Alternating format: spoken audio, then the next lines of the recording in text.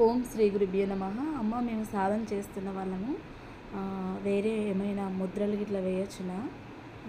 ఇంకా ఏమైనా సాధనలు ఉంటాయా అని అడుగుతున్నారు. అంటే ఒకటే విషయం బాగా గుర్తుపెట్టుకోవాలి సాధకులు.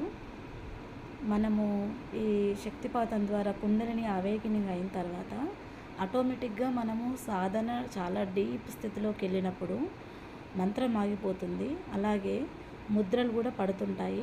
వాటంతటా అవే ముద్రలు పడుతుంటాయి అన్నట్టు. మనం జస్ట్ సాక్షిగా గమనిస్తూ ఆజ్ఞచక్రంలో దృష్టిని నిలిపి ఏం చేయమని చెప్పానో అది చేస్తూ ఉండాలి.